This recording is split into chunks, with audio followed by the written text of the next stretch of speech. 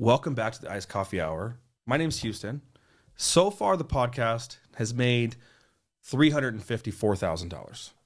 Almost. Oh, not bad. Good guess. If we divide that by 2, then you would have been right. Really? 153,000 ad revenue. Not bad. Yeah. For 70 weeks. Yes, not bad at all. That counts down to you count down to the weeks. I feel like that's more. That's more appropriate, I think. Yeah, actually. 70 weeks, 70 weeks. Yeah. like a year and a half. Yeah. Right? Yeah, but I mean, Anyway. if you break it down weekly revenue, right? Which I guess is so. pretty much the way to do it. It's easier to multiply. So the next person on the podcast can just add like $10,000. This is true. And then they might That's be right. smart. So every week you just add 10,000 and you're doing good. Yeah. Well, thank you so much for coming on the podcast today. This is something I've been really interested in talking to you about because you have, first of all, a very unique YouTube channel where you rent out some of the world's most expensive cars and people will either wreck them or you wind up making a lot of money from renting these cars on a daily basis, sometimes hourly basis. How many cars do you have at this point that you rent out? You know, that changes so much because cars are coming and going, but I typically keep between 50 and 80 cars. And that's a collection of exotic cars, hypercars, sports cars, SUVs, luxury cars, and then, you know, you have the auto cycles. So everything combined between 50 and 80. And it's kind of seasonal, right? You don't want to have 100 auto cycles in December when it's a little too cold. And then you don't want to have 100 in the summer when it's 200 degrees outside.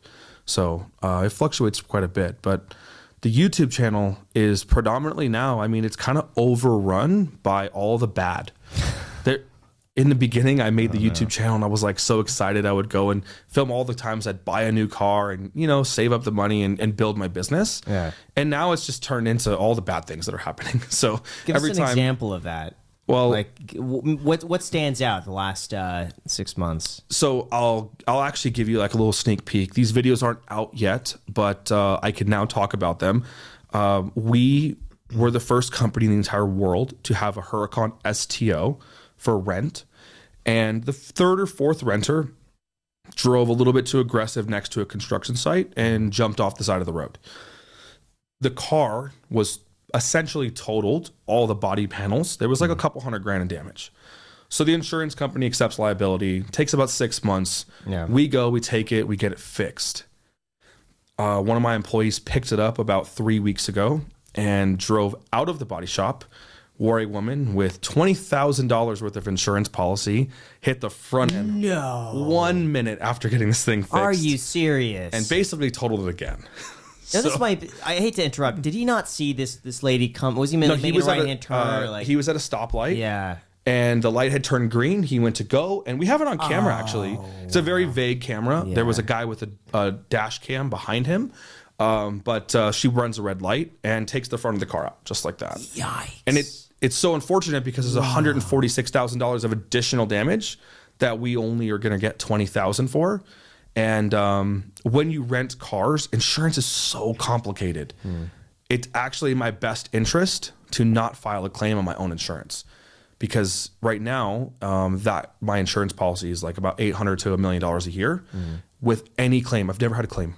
With any claim, Oh my gosh. I'm literally like scared out of my mind to file because I think they're going to either drop me or they're going to raise the rates to like 20%, which could be $200,000 a year. Since the pandemic, it's just all bad. Like anybody in the rental car business, I kind of feel bad for you guys. You know, it's not the best time to be there. So it costs you $1 million a year just to insure your vehicles? It does. And like I said, that fluctuates. So now it's really funny. I had a conversation on the way over here in the car with, I have a partner in the business. He's an orthopedic surgeon.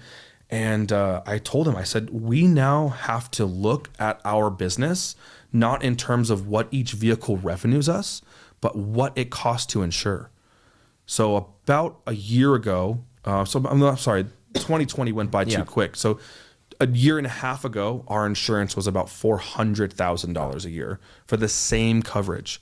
Since the pandemic, and this is nationwide, right? I mean, these insurance companies aren't just local to Las Vegas. They don't just do like 4 or 5 companies. Yeah. They're doing hundreds of companies across the board.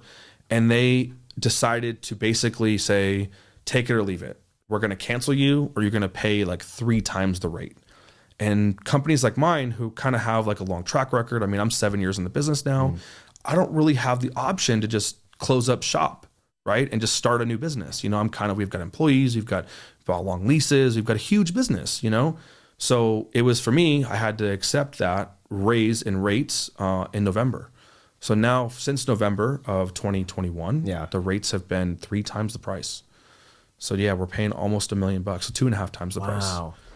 So when you're talking about revenues on each car, what's the most profitable one? A Huracan. And that's why I have like 14 of them, right? So a Huracan is the easiest car to use, right? It's the easiest car to drive.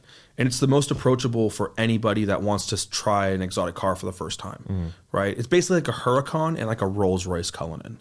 Because the Cullinan's like the one that fits the most people. So typically a family would rent that car and they would take it for multiple days. And the Cullinan, being such a new car, doesn't depreciate as much. So we're able to obviously make more money if it doesn't depreciate, right? And Huracans are pretty much the same. Because they're so reliable, people buy them for higher value used, right? 14,000 miles on a McLaren is totally different than 14,000 miles on a Lamborghini, right? And I mean, I think you know that because you're a car guy. And every specialty car depreciates so much more aggressive than like the general Lamborghini mass production car. I mean, essentially Huracan's the most mass and widely produced exotic car, right? As was the Gallardo, you know? So it's like kind of that similar mid-engine Lamborghini that we do. So how much you buy the car for and how much does it rent out a day? Or how much revenue does that bring in a month? So we'll break it down by car, right? And we'll use a general car. The Huracan's a great example because the base price of a Huracan is mediocrely about $250,000. I order every car brand new. Every single car in my fleet, I order myself. I spec my own options. I have orders up until 2024 currently. Wow. So my business is all planned out just almost 2 years in advance. I order the fanciest colors, so I kind of pay a little extra for that. Like it's $20,000 usually for an extra color on a car. But I don't spec them with a lot of carbon. Carbon's the death of an exotic car. You know, that's where you go crazy, $100,000 in options. I mean, visible carbon pack on a Ferrari could be 40 grand, right? It's crazy. So I get them bare bones, but really cool looking. So they're about $275,000. And we'll rent that car per day for $1,800 after tax, which tax in Nevada is like almost 30% for car rental. Why is it so much? We have the highest tax in the whole country. We actually have the highest hotel tax. We basically have the highest tourism taxes. Okay, but that pays for basically no other state income tax, so they tax people on what essentially, rental cars we have no state income tax as Okay. as an individual, but they get all their money from the marijuana and the rental cars and everything. So we get about $1,200 from that, right? So you have all those taxes and fees and stuff that we don't get, right? We get $1,200. And the average person drives about 140 miles in that 24-hour period. So we're getting essentially $7 to $8 a mile. So my goal is to make about $75,000 per 10,000 miles. That's my goal, right? And so if I can do that, we can not pay off, but pay down and, whatever you see as the investment. That car, 10,000 miles is 2.5 months. So in 7 to 8 months, we get our initial money back, right? And if the car can go 1 year, which typically it does, right? We're able to get, a profit from that. And then we get to sell the car for whatever's left. Since the pandemic, it doesn't really play out that way because I'm not able to get so many cars. So getting cars right now from a dealer is kind of a luxury. So we're keeping them kind of shorter, right? So we can kind of mitigate the huge miles. Yeah. But, essentially you're making about double what you pay for the car every 12 months. Wow. What's the least profitable car? McLaren. Why? Because they break every day. And I keep a McLaren for like 3,000 miles. I can't keep a McLaren. Really? If it hits like 2,500, I'm already starting to sell it.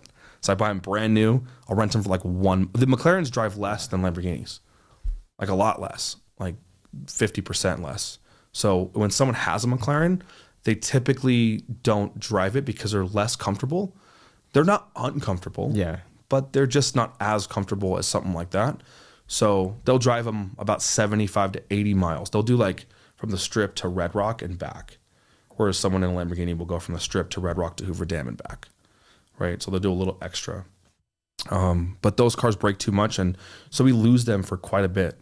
But before we get into that, I want to thank our sponsor, Ladder. So as you guys may know, I'm recently married, and that got me thinking about how truly important family is to me. And with that in mind, I now understand why people get life insurance, especially term coverage, and with how affordable it really is, it doesn't make sense not to have it. Like a healthy 35-year-old man could get $1 million of coverage for just $35 a month. A price well worth such a financial cushion, and if you agree, choose Ladder. Before Ladder, you would waste so much time going to a place in person just to find out weeks later that you might not even be approved. And if you're like me and you don't want to leave the house ever for any reason, Ladder's fast and easy application process has got you covered. With Ladder, you can get fast and affordable life insurance from the comfort of your own home. You can sign up from your phone or laptop in just a few minutes, and Ladder's smart algorithms will let you know instantly if you're approved. Plus, there's no hidden fees, and you could cancel anytime you want. Not to mention, if you change your mind in the first 30 days, you'll get a full refund. And life insurance only gets pricier as you age, so now's that perfect time to cross it off the list. So go to ladderlife.com/iced coffee today. That's LADDER life.com/iced coffee. Thank you so much, Ladder, for sponsoring this episode. And With that said, let's get back to the episode. Smash the like button. Subscribe. I think it would be interesting because you're so young and very successful. How did you get to be so successful at a young age? When did you start this? And how, like, what did you have that made you so successful in this space? Yeah, how old are you? I don't know how old you are. I'm 33, so I'm super old, actually. Really? Yeah, I mean, I might look 21. Yeah, right. But yeah, I started when I was 25 or 26. I was a cable guy, and I was traveling all over the United States doing like strike work and hurricanes, and I was making a few $1,000 a week. It was good. I had a GTR, Nissan GTR. It was like I had a car payment. It was like $1,600 a month, and I was in town in between the traveling jobs, and I got hit by a Hummer H2 while I was driving. I had a little Mini Cooper, John Cooper Works, and I got rear-ended, and I broke my back, and I wasn't able to go, and I had to carry this big 28-foot ladder as a cable guy, and I wasn't able to do that anymore. So I was trying to find another job, and in the meantime, I thought, well, I have this really cool sports car. If I give it to a car rental company, they'll make enough money to pay me the payment, right? So I went, there was like 6 or 7 car rental companies in Vegas at the time. This is like 2015. Yeah. Every single person said no. They were like, why would we rent a Nissan? And I was like, I was trying to explain this car and how cool it was to these old men that had these 355 Ferraris and just this weird vibe, right? And I couldn't really wrap my head around it. I was like, wow, this is the exotic car rental industry in Vegas. Everybody was so pessimistic.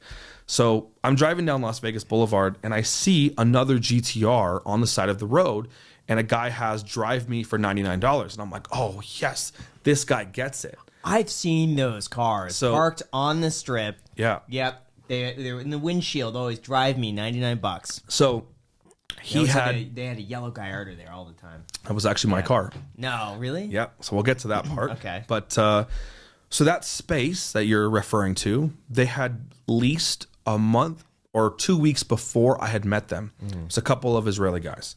So I went to them and I said, hey, like, can you guys buy my car? Because at this point I was like kind of beaten down. Everybody said no. I was like, no one's going to rent my car, but maybe they'll buy it now. They already had a white GTR. Mine was red. So I go to them. They said, no, I don't want to buy your car. I don't like red. I'm like, oh my God, again with these people, you know? So they said and agreed to let me stand next to their white one. And after their white one got rented, I was allowed to rent my red one, but I had to do all the work. And then I would give them 50% of the profit. And me being like 25, 26, I'm like, that's a great idea. It's on Las Vegas Boulevard. So anyways, a little bit longer story short, I go out there and I start renting my GTR, and I'm sitting in the back seat while I let people drive the car on like a little predetermined route for $150. I raised the price a little bit because my GTR was a little modified, had 800 horsepower. So it was a cooler experience, you right? Trusted someone else to be in your car? But I was so young and I had no clue what I was doing, right? So for me, I would sit in the back seat. I would be nauseous all day. I was taking about 10 of those Dramamine pills, and they weren't making a dent. So after 2 weeks, I said, oh, I can't do this anymore. I let my first guy from Boston, okay, I'll never forget this guy, take the car for $600 by himself to Red Rock and back for 2 hours. He went up there. He went and did some donuts in the rocks and sprayed the side of my car with a bunch of rocks. The first rental I ever did, this happened. And I'm just sitting here like, oh my gosh, what did I do? I made a huge mistake, but I don't want to go with these people. I don't want to sit in the back seat. And so I just kept, now my car was messed up. Yeah. Had sprayed rocks all over it. The guy dumped it. He didn't pay me. It was a big, huge mess. And I felt, okay, whatever. I'm in it now. So I just started letting everybody take the car. I just crossed my fingers it would come back. And 6 months later, I had like 8 cars. So I had the yellow Gallardo. Yeah. I had a white R8. I had a red California.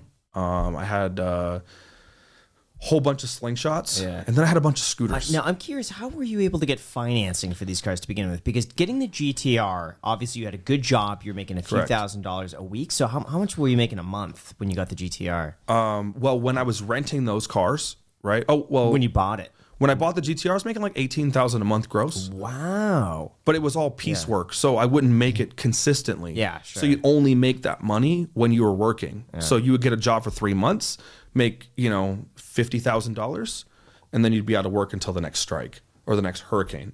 So you'd go into work at like a $1,500 a week pace, and then when those big jobs happen, you get like $5,000 a week. Wow. So it was okay.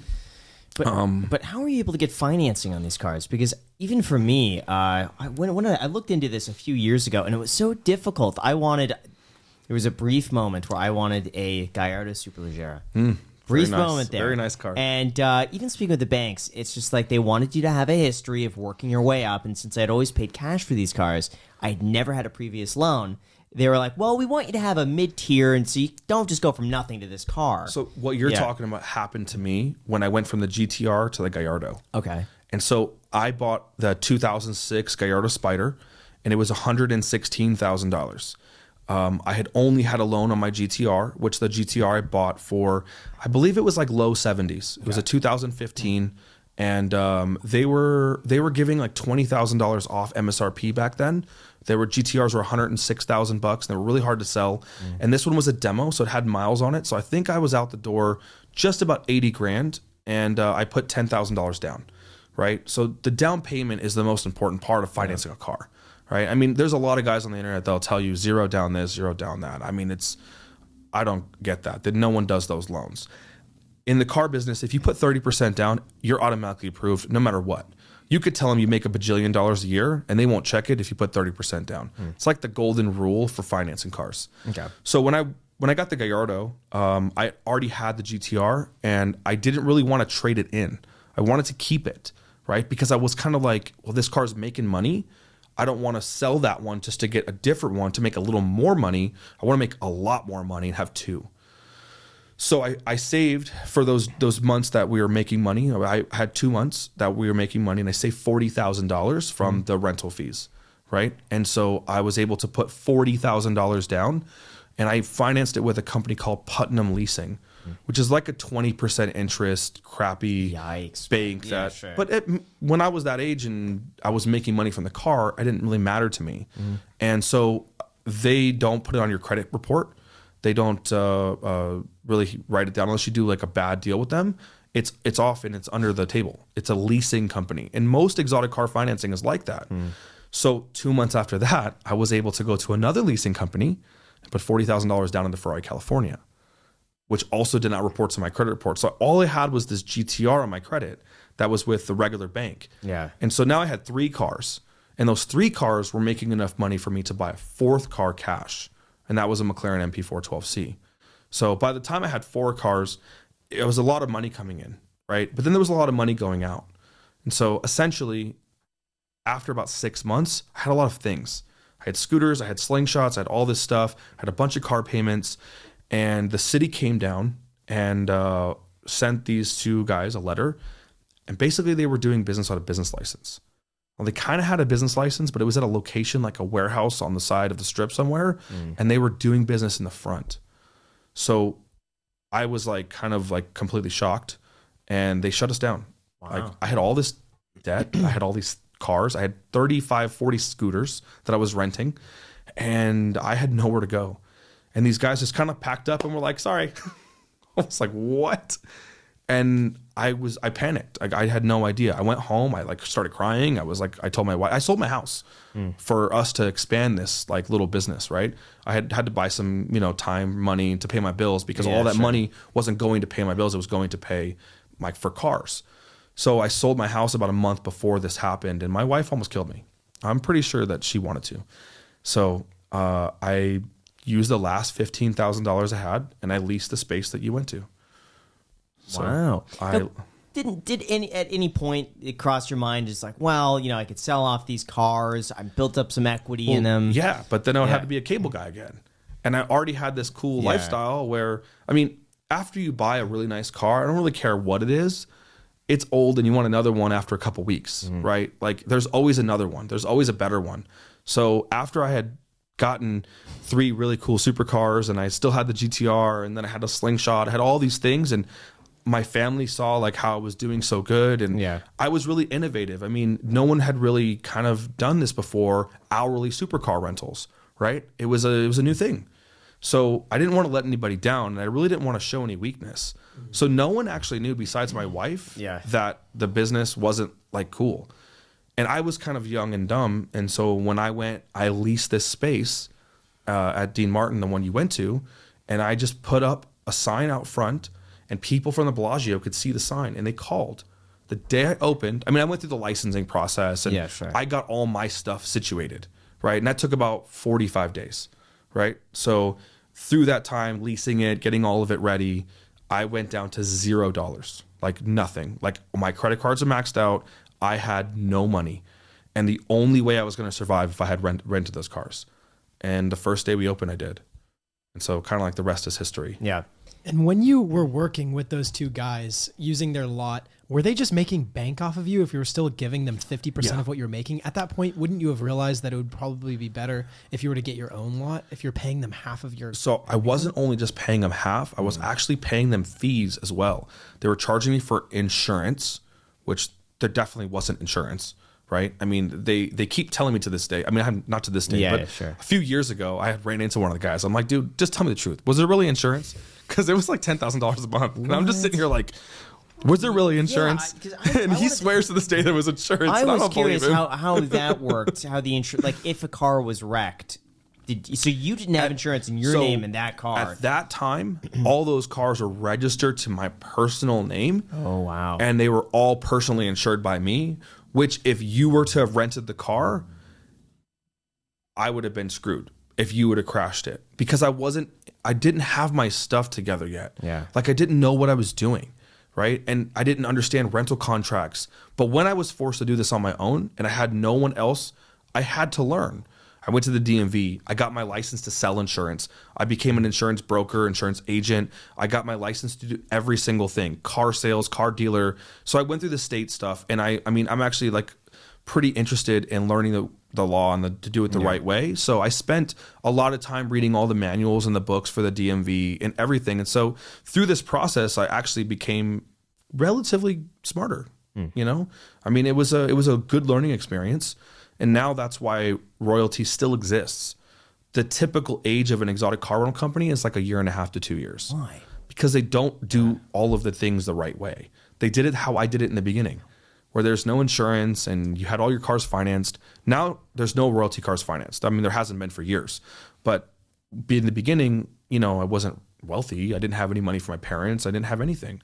So I just did it the way I could, and I got away with it. But today you can't do that anymore. Now there's like so many players like Turo and all these other apps and rideshare things and this and that. It's really easy for people to just put up one car on one of those apps and make a little bit of money, right? To do what I do to start and to get to the 50 car level, it takes a massive overhead. And 5 years of YouTube videos, it's a lot of work. Yeah.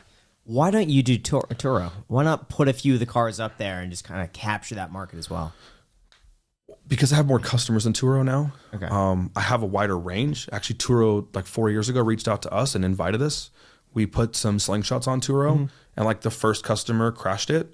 Like not wrecked it, but like destroyed it, like the front hit the curb and everything. And Turo said because we were a commercial business that we're on our own. We just pay for it. And I was like, well, that's not okay. Like doesn't the customer have insurance or something? So we had like a really bad experience, but they take 30% and sometimes up to 50%. So if I have my own network of people, we have our own business, then why would we want to give it away for no reason? I mean, that's like paying Google ads or, some advertising service, right? And plus Turo is actually kind of a bad business. They don't really price match or price cap different categories. So if you have a slingshot and yours is $500, mine could be $5. It could be $20. It could be $100. We can set our own prices. And that's kind of unfair to the renter, because if there's like 10 of the same car, the lowest one wins, right? Yeah, and it works from the bottom up. And the guy that actually knows what the value of his car is really never rents the car.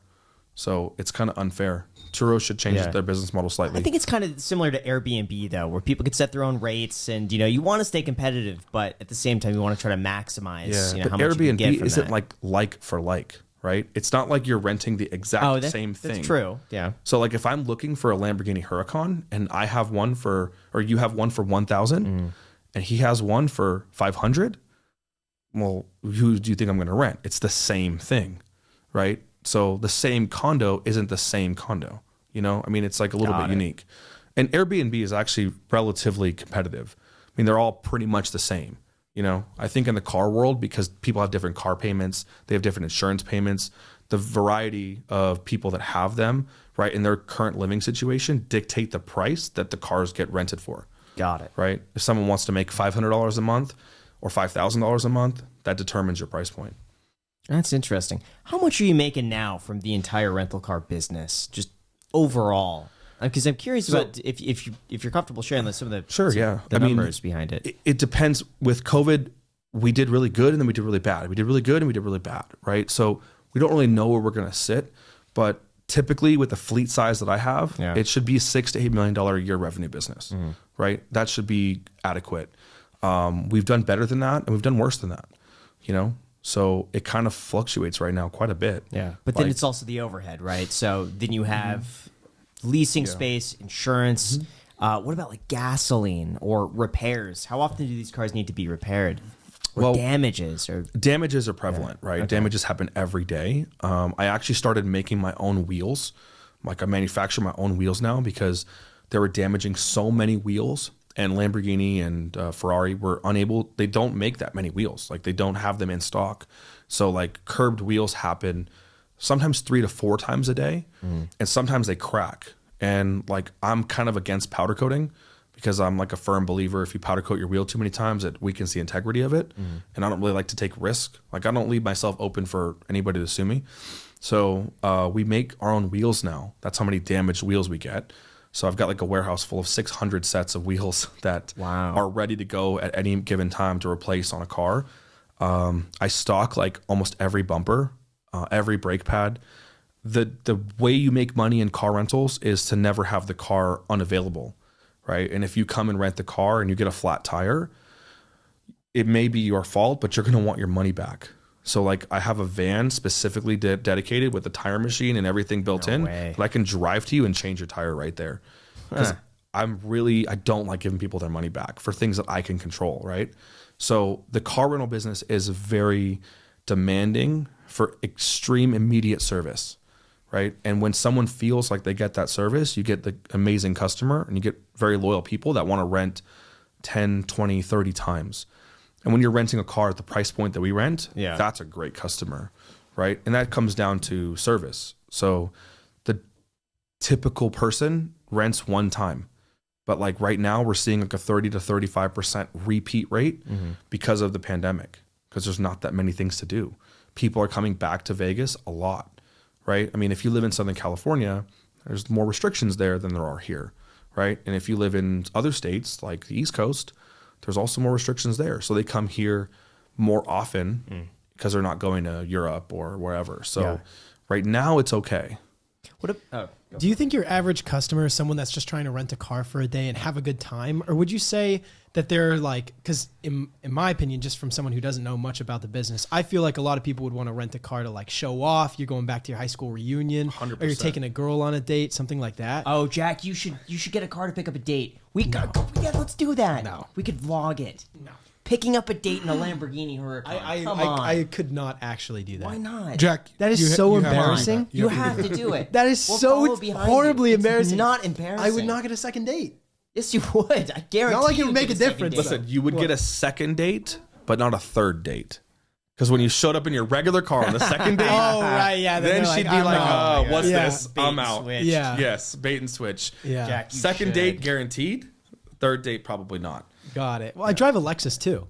Okay, well that's good. I mean, 2005 RX 330. it's all the same. Lexus is Lexus, right? Yeah, exactly. So Very similar car. Yeah. very similar. Very similar. You probably have better seats than I do. Mine are relatively uncomfortable. I got seat warmers. I don't know if you. I don't. He drives a Lexus LFA. Yeah. So, yeah. I drove that today. Yes. Yeah. The customers come in are like 99% today about showing off.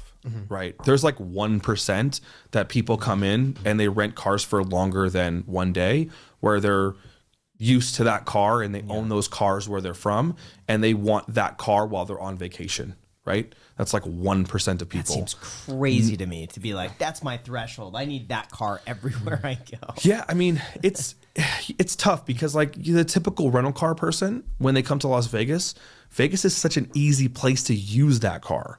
Do you rent that car when you're in Dallas, Texas for business? Probably not, right? Do you rent that car when you're in Miami? Yeah, like it's easy to show off in Miami, just as easy to show off on Las Vegas Boulevard, right? And actually, Las Vegas has a lot of cool places to drive and use the cars. I mean, you live in a wonderful place, right? I mean, there's great roads out here. They're open, they're clean, it's all paved, right? So it's a good place to use the car too. So I think we have pretty much a millennial focused business right now that is a lot centered around Instagram and people showing off. But that's also a bad thing because when people show off, they make poor choices. I'm curious. I remember seeing on Instagram where people were renting out the private jets on the inside just to take pictures and videos. That's a thing. Why haven't you done that with cars? Of just like people could go and take pictures with the car. The car stays stationary, but you could have a cool backdrop or something. And they just Maybe we could rent a car to like Selfie World, right? Where that's where they do that. Sure. They have sets built out that are for people to take selfies and show off, right? I don't know. I think I'm kind of like trying to focus on the more, I want to say bigger money, but Sure. I mean, That's how much would you pay to take a picture in a Lamborghini?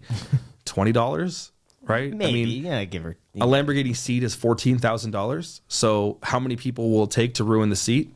So you would need 700. That's true. You would need 700 people to make that money back, just to break even and replace your seat. I don't know. Doesn't seem like All that right. good of a business. That's fair. It's wild to me because I do see anytime you're on the strip, the people, and you always know they're the rentals because they're completely stock, they're bone stock cars usually, no tints, and they're bright colors always, and the windows are always down, and the music's all the way up, and they're always they're looking around, Always They're- looking and around. they're looking That's at people, and they're They're like, oh, always they're looking. looking at me, they're looking at me. It's kind of funny.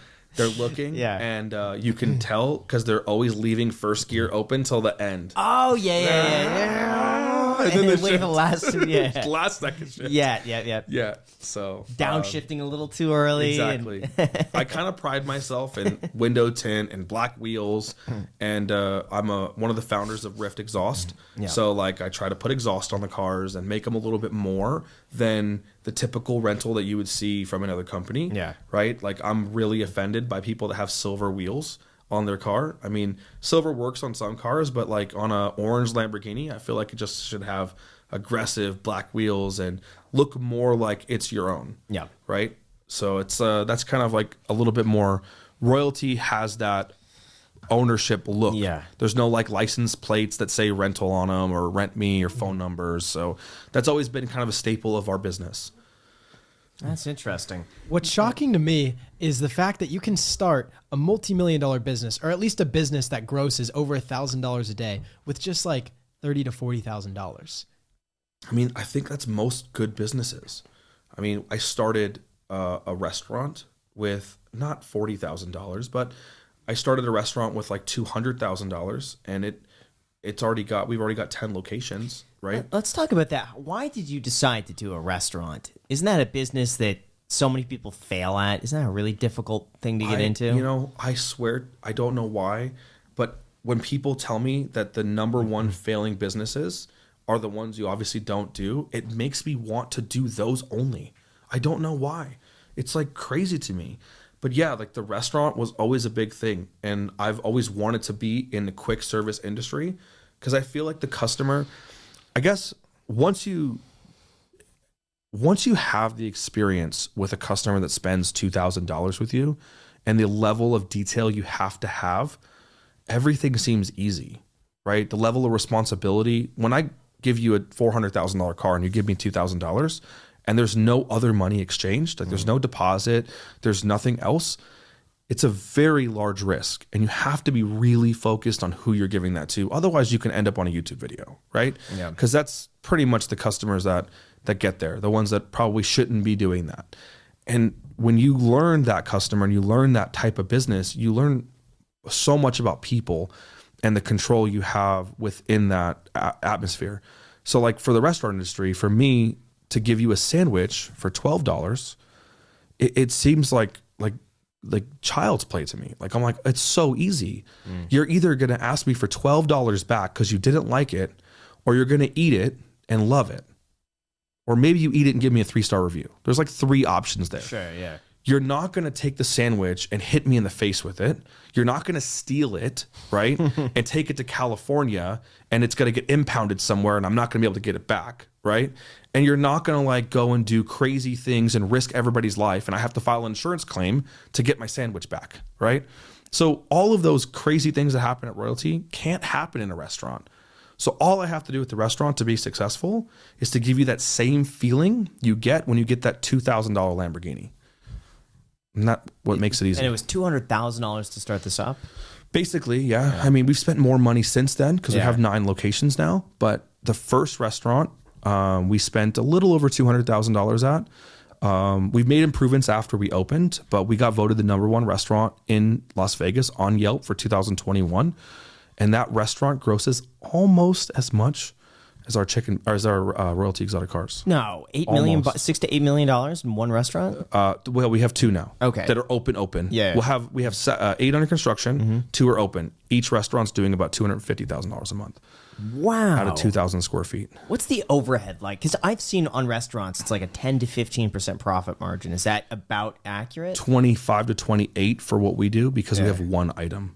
We have chicken, fried chicken. So we have a 84 SKU restaurant. Yeah. So we are just starting to sell franchises in January right now. But the hot chicken industry is like blowing up like crazy. So we're getting an average about $7,500 to $10,000 a day in revenue, which is essentially 700 customers a day in a 2,000 square foot space at an average ticket at $21. So it's like really, really, really good business. How do you get so many people? I mean, YouTube helps a lot, yeah, right? Because we're popular. Is that the channel? Your channel, or is there another like Houston's Chicken? No, there's YouTube only channel? That would be fun to vlog the behind the scenes of that. So that would be great. Yeah. My business partner Edmund. He his YouTube channel was Edmund Mondi, I think, or Mondi, and he was a professional race car driver. So since I have Royalty and I'm like full-fledged in my rental car business, I put like 50% of my time in the business, but he's 100% there. So he is vowed to change his YouTube channel to basically the Houston's Hot Chicken YouTube channel, where, I mean, we have like some of the hottest chicken tenders in America. So like we have like this game called Tender Roulette where there's like 6 tenders and everybody grabs one, and some have no spice and some have you don't want to taste that spice because it could kill you, right? And so we have all these like games that we play, and that's what his channel is going to turn into. So the Tender Roulette, I mean the tender eating competition, how many people can eat the spiciest stuff. It's really fun to watch.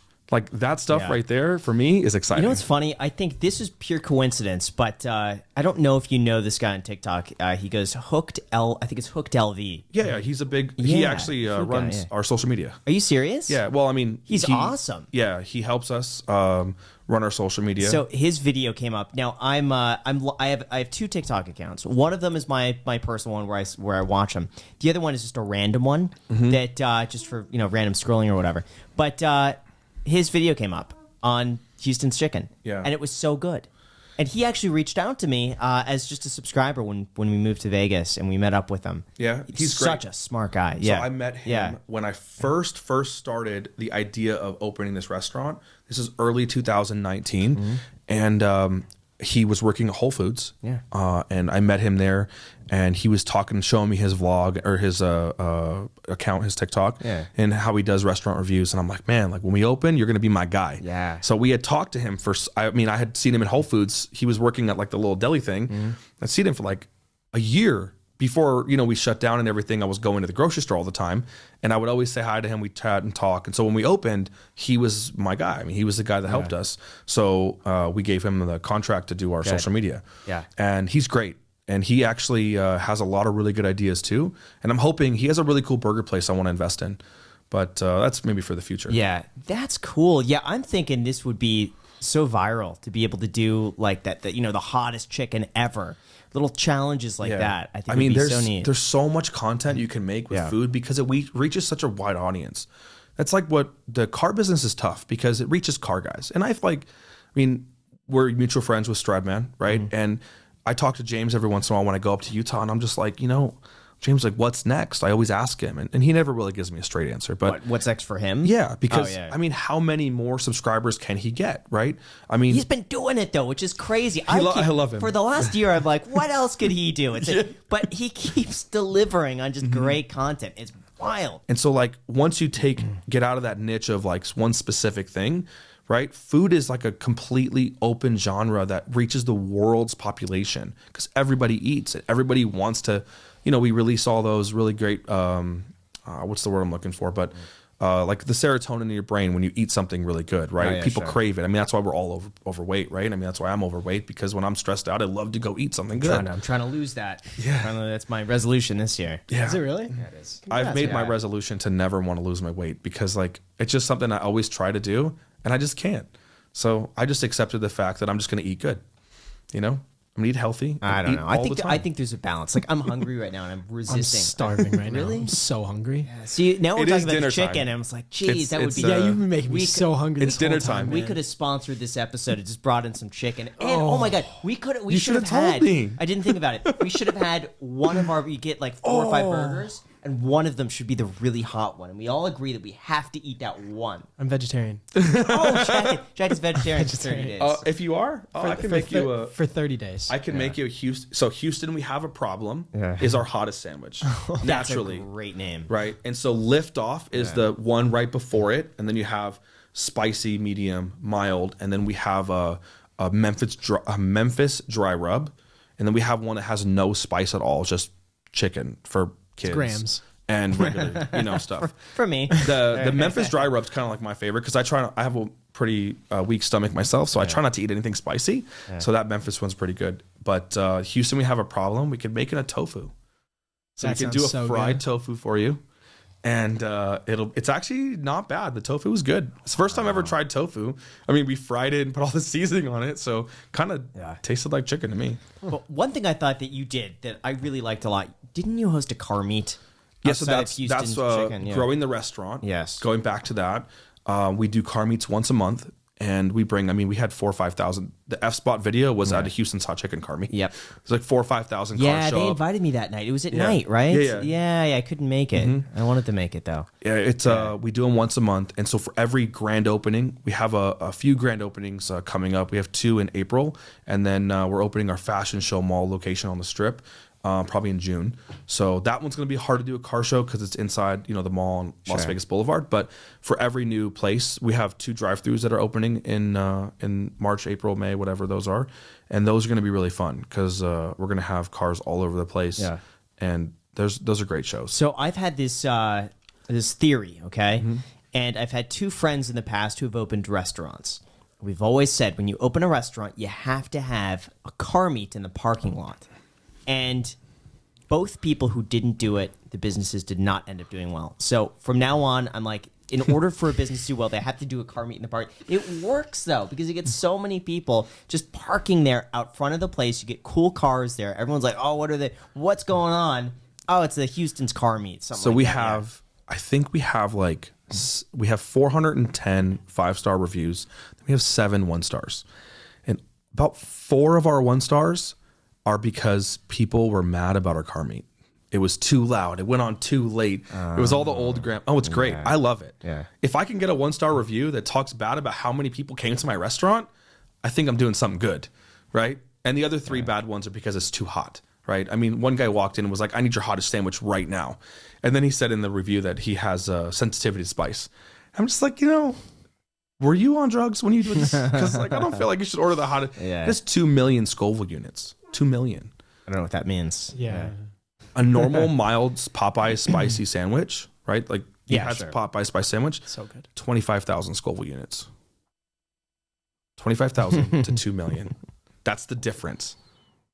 How is that spice. enjoyable, though? It's Who not. eats that? No one's supposed to eat it. That's why it's called Houston. We have a problem. You shouldn't eat that one. You're like, Have you had finish it? I can't even smell it. I'm like, and You never hurt- had it? No. Oh my gosh. I haven't even eaten the medium one. I'm scared.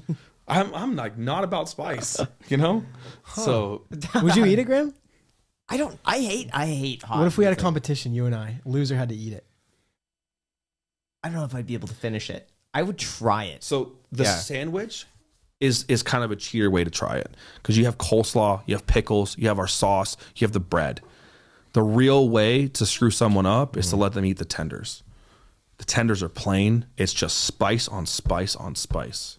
There's nothing else. Just more Have you spice. seen somebody finish the whole thing? By the way? Yes. One of my employees, Andre, is he must not have any taste buds. He could eat this Houston, we have a problem tender with a blank face and just eat it. He doesn't even make an expression. His body is sweating. You can see him physically sweating. But like we've had people take one bite and profusely puke. No. We've had people pass out. Like you have to sign a waiver. Like you have to waive. Like you're like What? legitimately. You could go to the hospital if you eat too much of these particular spices. And so like it's dangerous. I mean, you're not supposed to eat scorpion powder or pepper. You're not supposed to eat these things.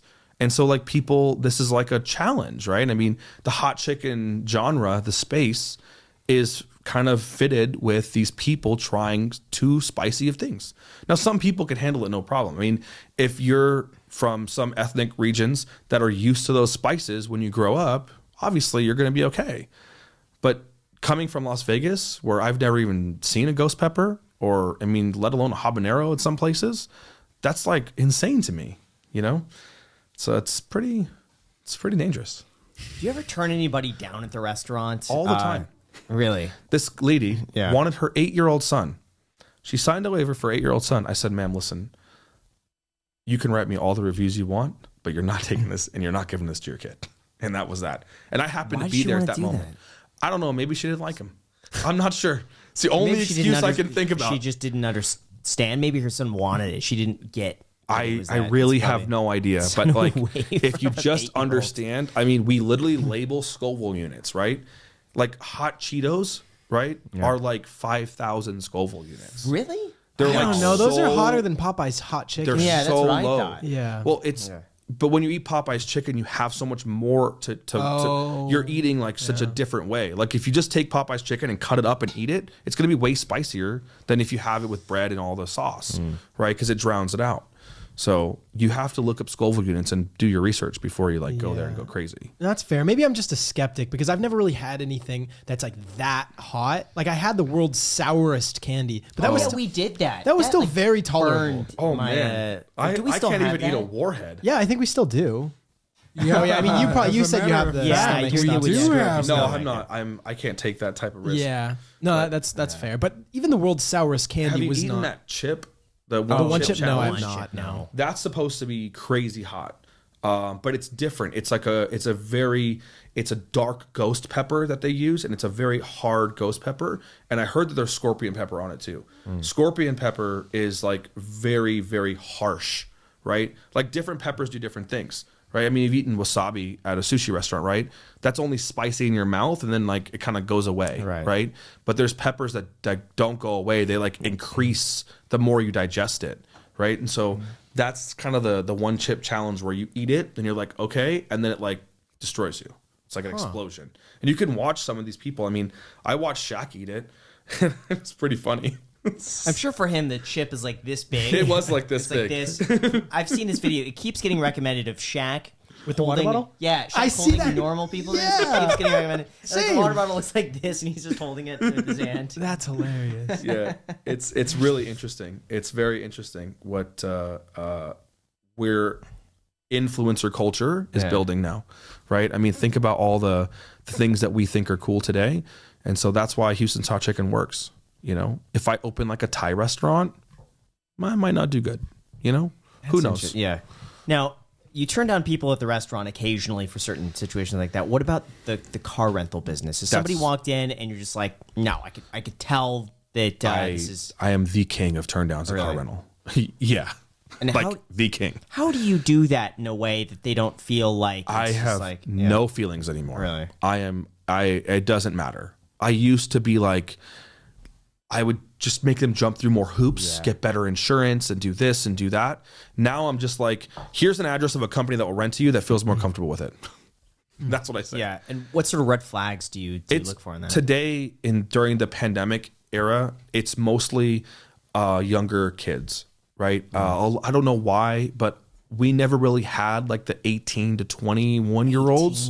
Yeah. We make it pretty mandatory to do 25, but like you don't always know when they're not 25 until you like go through the whole process. You've rented them the car, then you get their ID. Like we don't get their ID and check their insurance first before they pay. So typically they pay online, they reserve it, and then we see them. Then we see their ID. So it becomes a little bit more difficult to turn them away once you've already have a reservation a month in advance and all of those factors, right? We get their insurance about a week before they rent typically. So we can kind of mitigate some of that, but sometimes people don't send their insurance till the same day. Something that on your website that says like you must be over 25 and like they certify and they don't listen to that. That happens all the time. Yeah. So let's say I walked into your place and I wanted to rent a car. Do you think I would be approved or denied? Jack's 23. Well, he's 23. I already could tell you it's approved, right? Why? There's certain mannerisms that you can tell someone's responsible or not responsible, right? And I mean, I can tell by your hairstyle that you're responsible. Like, I mean, it's my hair is atrocious today. Thank you. That's why, Jack. Pretty bad. Yeah, you're not impressing anybody. Man. Yeah, so it's not there's just certain. I mean, how do you explain this without being offensive? Right? Yeah, you can't. But like, you just learn how to read people and what they're feeling, right? Like their vibe, their aura, like all that stuff really plays into a factor. How calm they are, how they talk, right? If they come in with a group of like 10 guys and they want one car, it's an automatic 0 no for me. That was what it was Lucky who helped us get, for Father's Day, we got a Lambo and a Ferrari. We brought it back. And that exact same situation, it was like, they all must have been 20, 21 years old, 5 of them, all wanting to rent one car. And it seemed as though they were each like throwing in like a little bit each, like $100 each, and they're just going to share it. That's a hard no for me. Yeah. Anybody that comes in with like any girls that come in that seem like they should be renting a car, a lot of guys with no insurance will send their girlfriends in and rent cars like straw renters. It happens every day. And it's typically like on holiday weekends, right? Doesn't happen like on a regular weekend where it's like families or the events are different. It's like Memorial Day or Super Bowl weekend where you get like a large crowd from like all over the world or all over the country. And you can kind of tell like they're nervous, you know, or they have like kind of like they're on the phone a lot. There's a lot of those little red flags that you're just like, we can't rent to you, you know, because a lot of people, it happened actually to another car rental company of mine. This is kind of a sad story. Yeah. But a girl walked in, rented the car, and her uninsured, unlicensed boyfriend was driving like over 150 miles an hour and hit someone else on a motorcycle, and that motorcyclist died. No. And so those things typically happen. And I'm like a really big proponent of this. Like I'm in like the news and I'm working with the city to try to change this because it's really dangerous and there's really no regulation in this industry. And a lot of people risk a lot of things. And so a lot of companies don't really go through and check their renters, right? And I do a pretty deep check. Like I have like a physical driver's license scanner. We get like a DMV record. Like it's pretty quick. I mean, we have to pay $7 for it, but it helps us make those determinations, you know? So there was another accident that happened with a guy who had just got out of jail for a DUI. It was his third or second DUI. Wow. 3 hours later, he was, or not 3, or it was like a little bit later, a few hours later, he was driving like 140 miles an hour down Tropicana, lost control, and hit a guy on the sidewalk. Wow. For his third DUI. Oh my So gosh. those types of things you gotta avoid. Yeah. I've never, knock on wood, had any injury accidents since I've started. But I'm really picky because like there's always another customer that's responsible. I mean, think 4 million people come to Vegas every month. If I only have 80 cars, it's pretty good odds I'm gonna rent them every day, right? I mean, and if you have less than 80 cars, like let's say 10, 12, right? Most of the other competitors here in town have like 10 to 12 cars. You're going to rent them every day.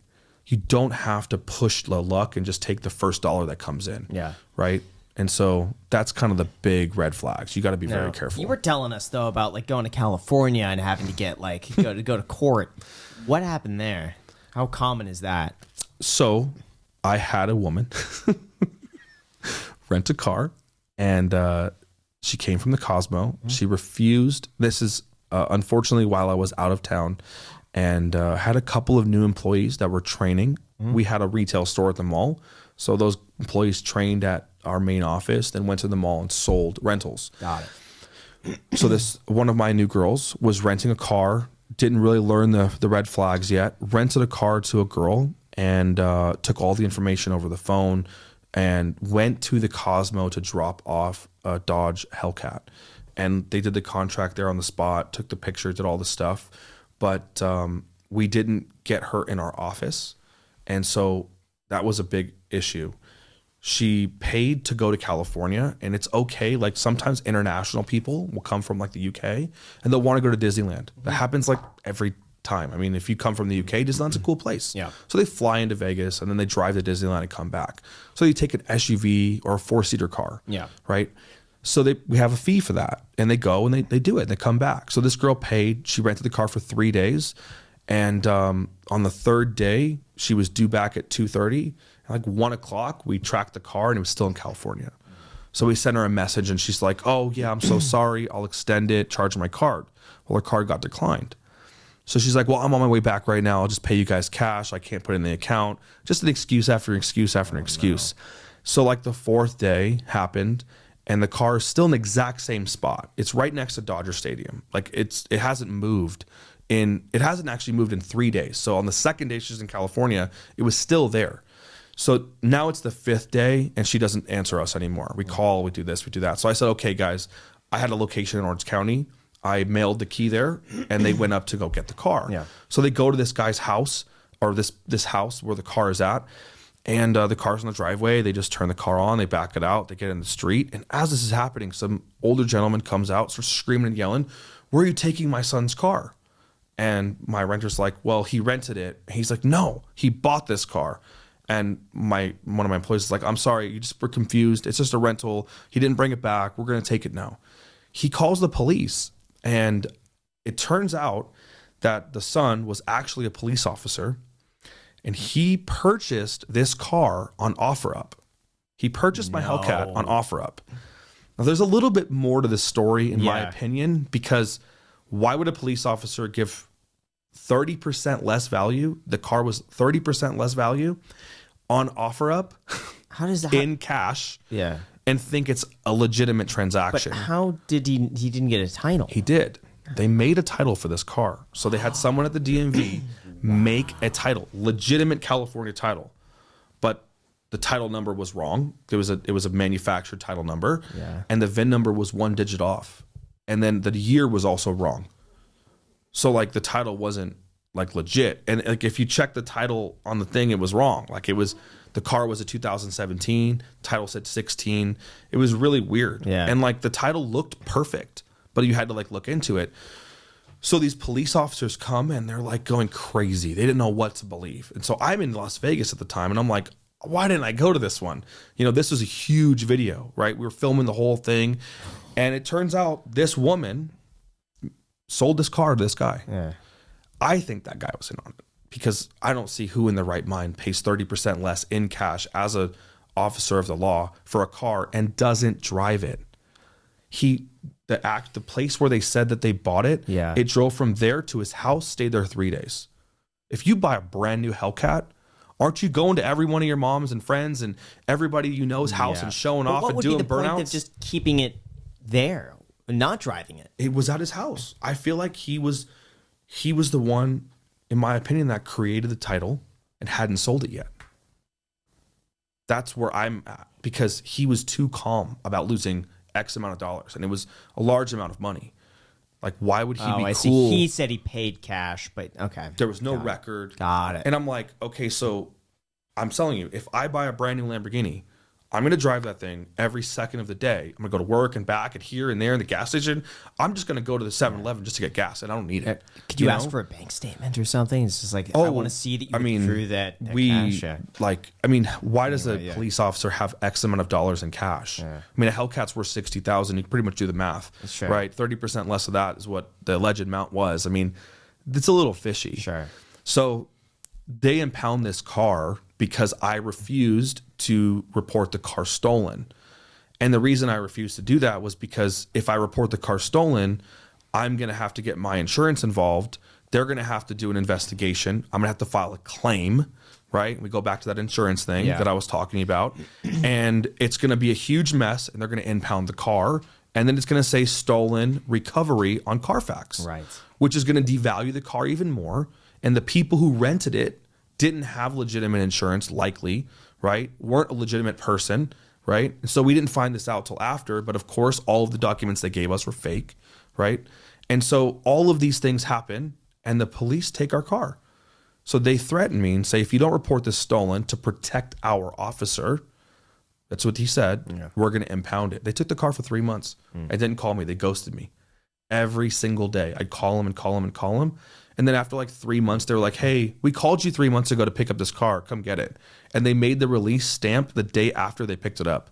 Wow. Just so that I had no right to sue the department for wrongful and everything and all that stuff. They were very calculated. It was a really weird situation. It was the weirdest thing that's ever happened in my company, period. Wow. So why not can't you self-insure? It's $1 million a year. I want to. Yeah. I mean, I think that's the necessary next step. Yeah. At $400,000 a year, maybe it wasn't the right thing. But now it seems like the only logical thing to do. Yeah. So I'm going to have to do that this year, I think. Or we just translate our business into something else, right? I mean, with YouTube, I thought about becoming a full-fledged car dealership. We're licensed to do that, right? I mean, if we just do rentals on the side, right, then maybe it's not that big of a deal, right? We don't have to have all of our eggs in one basket, If we just sell cars, rent them a little bit here and there, and make the main focus something else, the insurance liability will go down dramatically, right? But self-insuring is probably the only answer. How has the appreciation of like the used car market affected you with such high inventory and just the overall cost of cars increasing lately? I mean, that's the best thing that's happened because I had all these cars, 50 plus cars before the appreciation happened. So like the entire year of 2020, most of 21, I didn't take any depreciation. So what's your thought about the value of the used car market? Is it getting too crazy right now? Just to put this into perspective, I'll give you a real life example. My sister-in-law leased a 18 or 19 Chevy Equinox, and the lease came up in December of 2021. And like earlier in July, August, she wanted to trade it in and get a new car because she was already over it, right? She took it to CarMax, and her lease payoff was around $17,000, and they offered her $15,200 for the car. So she didn't have the money at the time to pay off the difference and trade it in. She didn't really want a negative equity. So she said, okay, I'll just wait till December, pay my payments, and then I'll turn the lease in, no problem. So November comes around. This is only, 3 months ago. And I told her, just take it back to CarMax, see what they say. They reevaluated the same car with 1,000 more miles on it and 5 or 6 months older for $23,000. Wow. The car depreciated $8,000. The car brand new in 2019 was less money than $23,000. Yeah. So a used car that is 2.5, 3 years old at this point is worth more than it was new in 2019. Trade in. Yeah. That means they're going to take the car for $23,000. They're going to spend about $1,000 reconditioning it, and they're going to list it for $29,900. That car was $23,000 or $22,500 new, and now it's $29,900 used with about 18,000 miles on it at the time. Does that seem logical? Yeah, I mean it's crazy, but that's true for Teslas. It's true very for much any as well, car. Yeah. So just think of this narrative. At what point does the ball drop? So my sister-in-law goes and buys a new car, right? There's new inventory sitting all across the country waiting for these chips that we're all waiting for, right? The world's waiting for chips. Chip shortage is real. There's hundreds of thousands of cars across the country sitting in storage lots and ports and here and there waiting to be sold. So the guy that buys the 2019 car for $29,900 plus sales tax plus fees is in the car for $34,000. What happens when the 2023 version comes out and the MSRP is still $22,500, right? Because eventually there's going to be enough of those cars, right, for us to be able to buy them at a normal price again, because the dealer can't sell everything for $10,000 over sticker forever. Manufacturers are going to make $100,000 a month. There's not going to be enough people to trade in the 2019 that they're upside down now. Consider the value is truly $15,250 only 8 months earlier, right? 6 months earlier. So he's in it for $34,000. He now legitimately bought this car for almost $20,000 more than it was truly worth 6 months before. Now, when you take that on a scale of a car like a Ford GT or a Murcielago or some huge number, and you add 10, 12, 20%, the absorption rate is easier. But if you take it and you say 110% markup on a used car, the ball's got to drop, right? Because that person that wants a new car in 2024 cannot get any, how could they get out of that car? Yeah. They're upside down 100% in value, right? And that's if they have a 3 or 4% interest rate and they've paid it down some. Imagine if they have a 12, 15% interest rate. The car's going to cost them $50,000, right? So like the used car market is going to destroy America's finances eventually. When is that going to happen? I mean, the chip shortage, like we have to follow what's happening with COVID, because COVID in America is a little bit less than COVID is in other countries, right? Like the Asian countries are a little more strict. European countries are a little more strict. So they're like blocking the manufacturing plants from working, right? I mean, here we kind of like go to work and do our daily thing. We wear a mask and, you know, we appreciate the news every night. But at the end of the day, like life's kind of normal in America, right? Like no one's like scared to go to work, I think, at this point. But like in, you know, China, I heard and read that they have a lockdown where you're only allowed to leave every 2 days from your house to go shopping. So like if all those chips and all those things are coming from those regions, when does it end, right? I think this is going to probably persist through this year and probably the beginning of next year. But there's only so many people that can buy a new car. And when this value started to go crazy, it was because so many people got out of lockdown and was like, I'm buying my dream car, or I'm spending all of my money, right? Like, I don't want to sit here anymore. So how do you determine when it ends? Probably ends like in a year. I mean, it can't go farther than that, because the dealerships have to sell cars, right? And the banks have to give loans, and the salesmen have to sell cars, and then they have to service them. So like there's a huge circle that we have to feed, you know? So eventually you're not going to be able to trade in your car and get a new one. Where do you invest your money? Right now I'm investing in land. Land is the only thing that I can see putting my money into. They don't make more land. It's just, they have enough, right? In Vegas? Anywhere. The land is just finite. So I do have land in the sandbox, which is great. There we go. Okay. just in case metaverse land is worth way more than real land one day. All right. I'll have one. I'm curious if it will be. We'll see. Yeah. But, okay. I have a Bored Ape. Okay. So I'm a partner Cool. with Steve Aoki in a Bored Ape, which is cool. Kind of gambling in the NFT market a little bit because I don't understand it, and things I don't understand, I kind of want to participate because I feel like there's a lot way smarter people out there making the rules. But cars, I have probably 50% of my investments in because I know them very well, right? That's the one thing that I think I'm the best at. Okay. But how about this?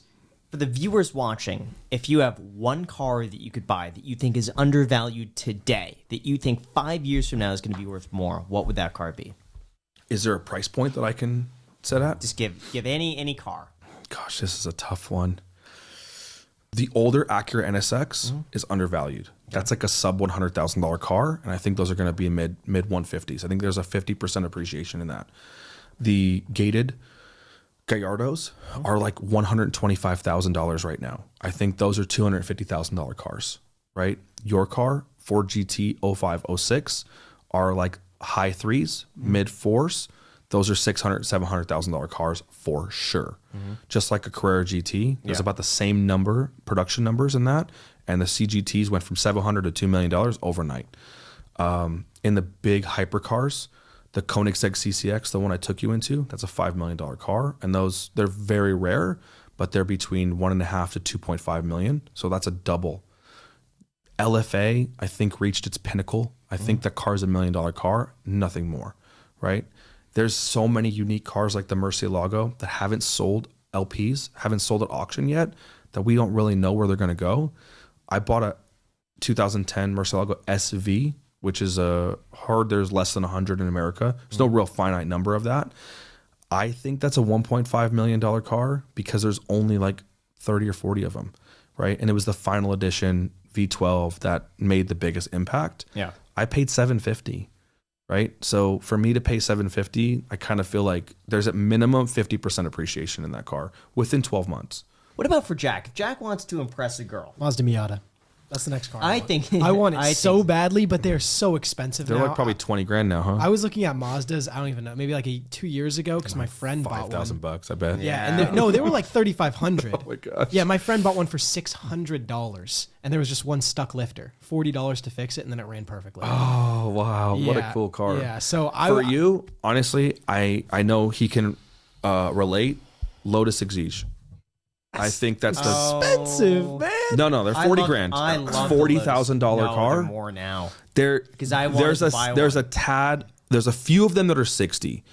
2010, 2012, they're a little bit more. But if you get a 2006 Lotus Exige, you're like low 40s. Hard to find 50s now. Because I was looking.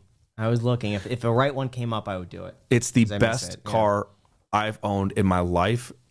When I was 22, I bought my first Lotus. I bought a 07 Exige S for $21,000 from CarMax. They had a little CarMax auction. Wow. And I bought that car. It was the greatest experience you could ever imagine. It's a Miata in every respect, but it looks like a supercar. Well, it is a supercar. I would say a Lotus Elise. It's easier to drive. How much you can are take the top off. 40? Right now, about 40. Yeah, I've seen Lotus Elises. Like, I sold one for $16,000 one time. Oh my gosh, yeah. It was crazy. I feel like the Lotuses right now are artificially inflated a little bit. That's a very unique car, and it has a very young demographic that likes it. And so right now with crypto, the young kids have a lot of money, so there's a lot more inflation in that car. But those cars typically sit at the 30 to 40 range, and that's like the best deal. I don't know if that's good for I mean, if I'm gonna spend 30 to 40, I'll buy a Tesla Model 3. Because you know what? Sorry. The thing is, I saw that.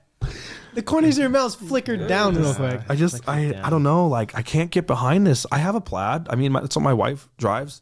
She traded her Urus for a Plaid. She's crazy to me. I just can't relate to her. I don't know why. The reason why I am now very gung-ho on getting an electric car is because I was reconciling all of my accounts for like last year, figured out how much I spent in gas alone. $4,600. Yeah, but imagine how much you're spending in electricity. I don't think it's going to be that big of a now that difference. supercharging is costing people money. Yeah, true. I don't think there's that much of a difference anymore. Oh gosh, supercharging is expensive. It's like I have $10, so many $12. free miles, but Yeah, but gas is like 70. Yeah, imagine you're spending 60% on electricity versus 100% on Sure, all right. gas. It's not that much less. I can't get my head around driving an electric car as my only car. right? Like I wish that like Rolls Royces and like really nice sedans were electric because they'd be way better, right? But like as my only car, you end up with no soul. I mean, you just, if you're a car guy, that's a real problem. Yeah. You could beat every car. It's super fast. But I mean, at the end of the day, like it doesn't give you that emotion. And that's the issue I have with these electric cars. The Porsche Taycan Turbo S, I owned one for a very short time. It got someone T-boned me, unfortunately.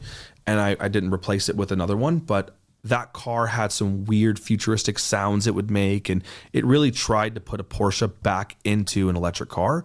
And I think they did the best job at it. So the Model 3, it's like 60 grand, right? 70 grand? Model 3 is now, it used to be 35, Oh my but now gosh. it's like Yeah. 47 or something. Yeah, that's it's what I was gone saying. up So now much. you could buy a new one for less, but you have to wait about a year. Yeah. They're so backed up. Yeah, Or you could that's- buy a used one and pay $8 grand 10 Oh, it more. jumped Yeah, like 10,000 30%, 25%. It's See, I've it's never absurd. driven a Model 3. Yeah. And that short wheelbase may be a little bit more sporty and it maybe have a little bit more oomph, I guess. I have a brand new Plaid, like the 22 or whatever, and I can't handle the yoke wheel. I think it's terrible. I just ordered a regular wheel and I'm putting it on there myself. But it's too fast. And I think that's like a scary thing. Like when you really push that car, it makes you sick. Like it's too fast. I love it. Do you have which Tesla do you have? Model 3. Oh, okay. Yeah. I mean, do you like it? I do.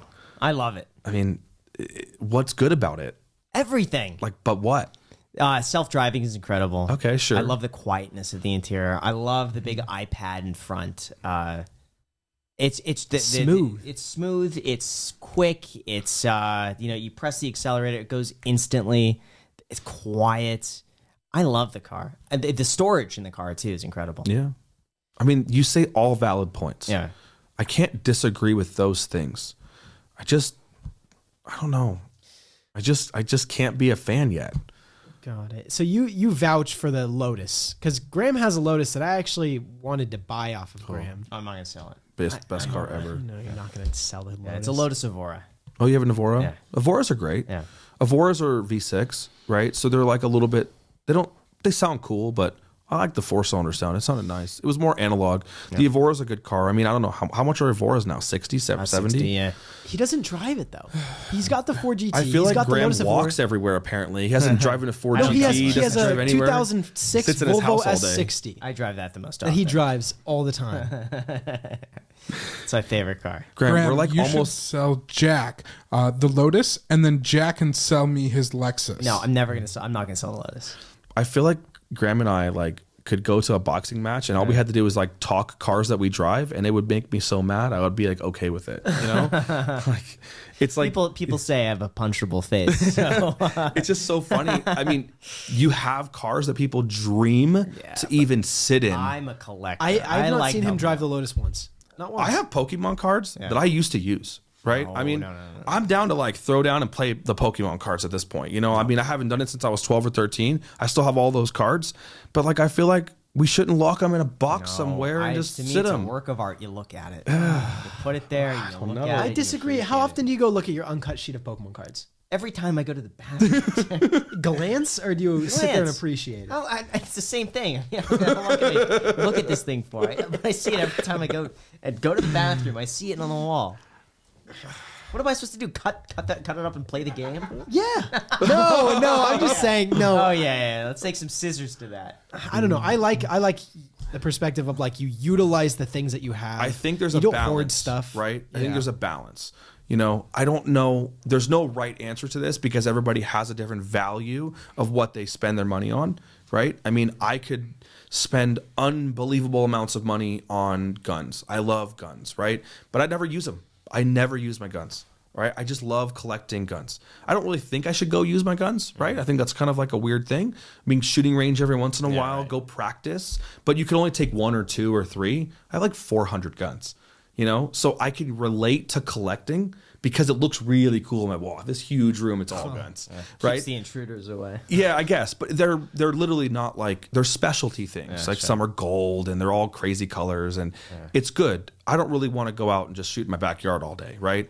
But like with the cars, you can kind of like drive them in your normal daily routine, right? I can't just take a gun with me to work, right? I mean, I guess I could legally, but it's not really fitting. But like I could drive my Lexus LFA to work, and I can have a great drive on the freeway, 13 minutes of bliss, 7 miles on the freeway, and just go and have a great time, you know? And I think there's a balance of that, right? Collecting and using. But at some point, you're going to have to realize we spent money on this, and like, was it worth it? Money sitting in the bank probably isn't that fun either, right? I mean, can we agree? It's pretty fun. You know? I mean, if we just have it in the bank, we're just losing money to inflation, aren't we? There's yes, but there is also the opportunity of, you know, if a good deal comes up, that you're able to jump on it. Yeah, I think that's Graham's trigger. I think wasting money is Graham's trigger. Yeah, yes, for sure. I like just looking, appreciating, and that's it. Forgot. Jack, let me give you the only sensible advice in this room. Let's hear it. Don't buy another car. There you go. Yeah. These guys right here, they're out of their mind for telling you to buy a car. That's all I'm going to say. Just keep your Lexus, man. I'm not wasteful. Like, I'm very... I waste my money a little bit, but it's on very... it's like small relative to... What is your vice? What I could be. Food. Like, okay. I go out for food a lot. Like, that's I'll get good. Burritos, tacos, amazing, burgers, you're, pizza. You're talking my language. For a diet. Yeah, out there. so- You're talking my language. Yeah, but it's not like it's a lot of money, right? So I know that on occasion I can splurge if I so please. So I do want to get another car at some point. I think you should buy a very exciting car to use to go on all of the food adventures. Oh my god! And it adds to that experience. So every time you go to some new food place, drive your really cool car. Mazda Miata would make it. Top down. It's 60 degrees outside or 50 degrees, heater on, windows up. Oh gosh! Play some, I don't know. Crazy Train. Yeah, something awesome. There you go. Yeah, Red Hot Chili Peppers. Yeah. Play something nice and just jam on the freeway and get a good burger. That'll be the greatest experience that you can get. I agree. I mean, that's pretty much what we live for. Yeah. Is those moments. And you have long hair. It'll be like blowing. Oh, I'm going to grow it out if I get a Miata. So it'll just be like all over the place. Yeah. All right. I think that's enough, Jack. All right. Is there anything else that you want to throw in? That's a great thing to end this video on. That visual. emotional visual moment. Thank you so much for coming on, Houston. Really appreciate for opening it, up my third eye. I appreciate it. Yes. Thanks, Graham. Yeah, and thank you guys for watching. Make sure, by the way, we'll link to your channel down below in the description. Make sure to like the video and get your free stock down below in the description. You may as well. It's worth all the way up to it. Thank you, guys. I really appreciate it. And subscribe. Thanks for coming on. That was awesome, man. That was And a lot nice of meeting fun. you, too.